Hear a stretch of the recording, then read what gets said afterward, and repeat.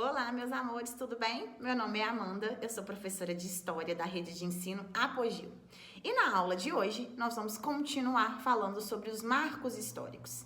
Nós viemos falando há algum tempo, né, sobre herança cultural, histórica, e agora, no nosso último capítulo de História, nós estamos falando sobre os marcos históricos, que são aqueles monumentos ou construções que de alguma maneira marcaram algum período da nossa história e é tido como riqueza do nosso patrimônio histórico.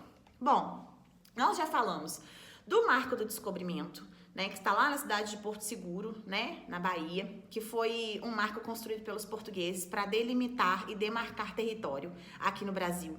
Depois nós falamos também sobre o Marco da Independência, que é o Palácio, né, do Ipiranga, que foi construído lá na cidade de São Paulo e ainda está lá. Hoje é um museu desativado, mas é um marco que foi construído para comemorar a independência do Brasil. E hoje nós vamos falar sobre o Marco da República.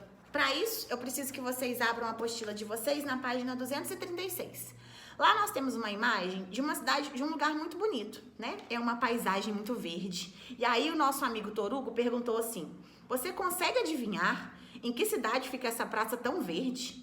Por que será que é um marco histórico? Sim, essa praça aqui, que está representada na nossa apostila, também é um marco histórico. E nós vamos falar sobre esse marco histórico na aula de hoje. Bom, desde a independência, que aconteceu em 1822, o nosso país era uma monarquia. Durante o governo monárquico, né, durante essa monarquia, nós tivemos dois imperadores, Dom Pedro I e Dom Pedro II, que era o seu filho. Em 1888, aconteceu a proclamação da República do Brasil, quando Dom Pedro II foi deposto, ou seja, ele foi mandado embora do Brasil por um grupo de militares que era liderado por Marechal Deodoro da Fonseca. A proclamação da República, este ato, ocorreu na cidade do Rio de Janeiro, então capital da monarquia brasileira. Naquela época, Rio de Janeiro era a nossa capital. O evento se deu no Campo de Santana, um dos espaços livres mais tradicionais da cidade do Rio de Janeiro. Assim chamado porque foi construída ali uma igreja dedicada a Nossa Senhora de Santana. E aí vamos ver o que tem mais relacionado a esse marco. No dia 15 de novembro de 1889, Marechal Deodoro da Fonseca, diante das tropas, no Campo de Santana, lá naquele lugar que eu acabei de falar para vocês, proclamou a República, pondo fim à monarquia do Brasil. A partir daí, o Brasil não era mais uma monarquia. Depois disso, as ruas do contorno do Campo de Santana passaram a ser denominadas de Praça da República. É por isso que essa praça é um marco histórico. Foi ali que a República do Brasil foi proclamada. Ali a República Brasileira foi proclamada. Bom, meus amores, por que o Marco da República é conhecido por este nome? Por que ele é um marco? Foi construído, né? Virou um símbolo, um marco, pois foi naquele lugar que a nossa república foi proclamada. Muito bem.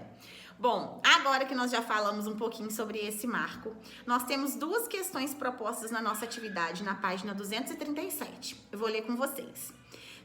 Descreva o acontecimento que tornou o Campo de Santana um marco histórico. Acabamos de falar por que o Campo de Santana se tornou um marco histórico. Número 2, em sua opinião, o evento descrito na questão anterior é importante o bastante para marcar a divisão entre dois períodos da história do Brasil? Acabei de explicar para vocês qual foi o marco que aconteceu. Nós deixamos de ser uma monarquia para nos tornarmos uma república, a República Federativa do Brasil. E aí, você acha que isso é importante? Foi importante para a história do nosso país? Muito bem, agora é com vocês. Responda essas duas questões e na nossa próxima aula de História estaremos juntos para conversar um pouco mais sobre os marcos históricos. Tudo bem? Um beijo no coração de vocês. Tchau, tchau e até a próxima.